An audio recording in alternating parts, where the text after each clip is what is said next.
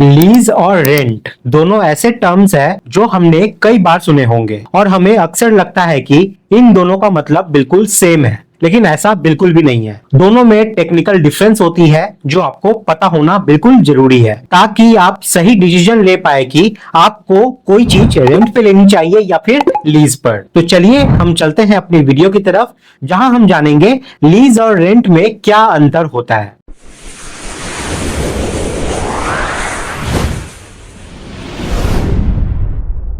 हालांकि कई बार लीज और रेंट एक दूसरे को हम कई जगह पे एक जैसा ही इस्तेमाल कर लेते हैं, लेकिन टेक्निकली और कानून के हिसाब से ऐसे कोई भी जगह जो 11 महीने या उससे कम पर ली जाती है उसको रेंट पर कहेंगे। उसमें रेंट एग्रीमेंट जो है वो बनाई जाती है और दूसरी तरफ 11 महीने से ऊपर हर चीज लीज कहलाती है और वहां पर लीज एग्रीमेंट बनाया जाता है। एग्जाम्पल के लिए अगर आप कोई ऑफिस किराए पर दे रहे हैं या ले रहे हैं तो जाहिर सी बात है ऑफिस आप किराए पर 1-2 महीने के लिए तो नहीं देंगे, जरूर उसे आप थोड़ा लंबे समय के लिए ही दिया जाएगा। ऐसे में वहां पर लीज एग्रीमेंट बनाया जाता है। लीज एग्रीमेंट अक्सर कॉमर्शियल पर्पस के लिए साइन किया जाता है और घर में नॉर्मल देखा जाए तो किराएदार के लिए लीज एग्रीमेंट जो है वो साइन नहीं किया जाता, वहां पे रेंट एग्रीमेंट को साइन किया जाता है। अब वहीं पे अगर हम रेसिडेंशियल पर्पस की यानी कि घर में किराएदारों की बात की जाए तो अक्सर आपने देखा होगा कि जब किराएदार के साथ रेंट एग्रीमेंट बनाया जाता है तो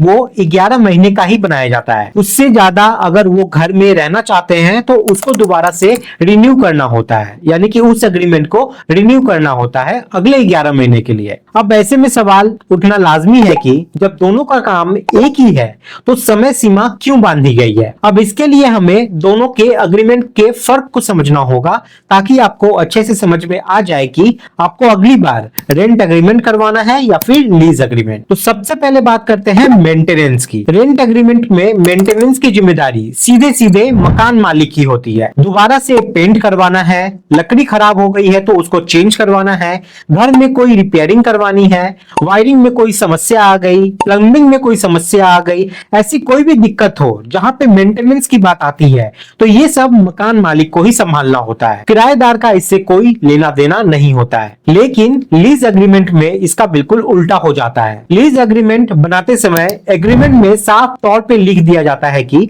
लीज की जो समय सीमा है उसके दौरान कोई भी मेंटेनेंस कार्य होगा वो किराएदार की जिम्मेदारी होगी, जिसे लीजर भी कहा जाता है या फिर लीज होल्डर भी कहा जाता है। प्रॉपर्टी मालिक का इससे कोई लेना देना नहीं होता है। दूसरा फर्क आता है मंथली रेंट यानी किराए में। लीज एग्रीमेंट करते समय यह तय कर लिया जाता है कि रेंट कितना होगा, कितने समय तक होगा और कितने समय के बाद इसको कितने % से आप बढ़ा सकते हैं। एग्जाम्पल के लिए अगर 6 महीने तक रेंट 1000 रुपए है हर महीने का तो 6 महीने के बाद रेंट 5% बढ़ा दिया जाएगा तो आपका न्यू रेंट अब हो जाएगा 1050 रुपए। उसके अगले 6 महीने बाद फिर से 5% बढ़ा दिया जाएगा और कुछ इस तरीके से साइकिल आपका चलता रहेगा। तो कहने का मतलब यह है कि हर चीज यहाँ बिल्कुल फिक्स होता है और कोई भी किराएदार हो या प्रॉपर्टी का मालिक हो दोनों के लिए हर चीज पहले से ही तय कर दी जाती है एग्रीमेंट में। रेंट के केस में ऐसा बिल्कुल भी नहीं होता है। यह मकान मालिक पर निर्भर करता है कि वो कब रेंट बढ़ाना चाहता है, कब घटाना चाहता है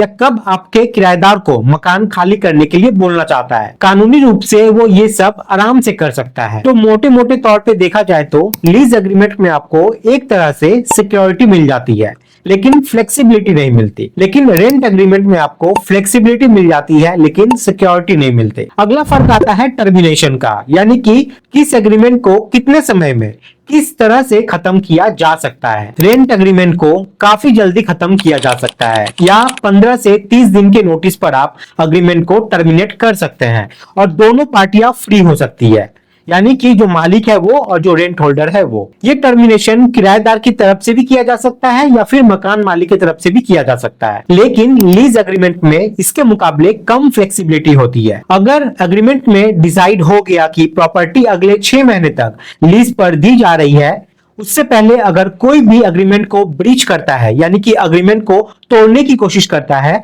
तो उस पर भारी पेनल्टी लगती है और इसका नोटिस पीरियड भी जो होता है वो काफी लंबा होता है। अब बात करते हैं ओनरशिप की। रेंट एग्रीमेंट में मकान मालिक ही मालिक रहता है, कभी भी किराएदार उसका मालिक नहीं बन सकता। लेकिन लीज वाले केस में जो लीज होल्डर होते हैं, जिसको हम लीजर भी कहते हैं, वो ओनर बन सकता है एक समय सीमा तक। कई एग्रीमेंट में यह भी मेंशन कर दिया जाता है कि उस दौरान जो भी प्रॉपर्टी टैक्स बनेगा वो लीज होल्डर ही पे करेगा। अब आखिरी में बात करते हैं कि क्या कभी किराएदार मालिक बन सकता है। अगर हम रेंट एग्रीमेंट में इस चीज की बात करें तो यहाँ पर कोई भी गुंजाइश नहीं है कि जो किराएदार है वो मालिक बन जाए। लेकिन लीज एग्रीमेंट में इसका एक क्लॉज डाल दिया जाता है कि एक समय सीमा के बाद अगर किराएदार मालिक बनना चाहे तो वो बिल्कुल ऐसा कर सकता है, बन सकता है। लेकिन एक कंडीशन होती है कि उस प्रॉपर्टी की बची हुई कीमत जो है वो उसको पे करना पड़ेगा, और ये कीमत क्या होगी ये जब एग्रीमेंट किया जाता है उस दौरान डिसाइड कर दी जाती है। अब मुझे उम्मीद है कि आप समझ गए होंगे कि